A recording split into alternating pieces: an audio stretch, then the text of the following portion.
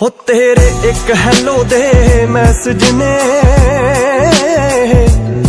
हो मुंडा सारी रात जगाया नी। हो तेरे एक हेलो दे मैसेज ने मुंडा सारी रात जगाया नी।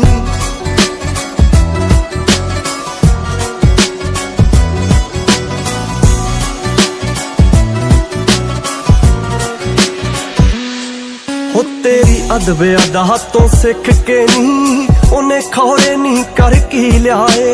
तेरा कप कॉफी दा जूठा सी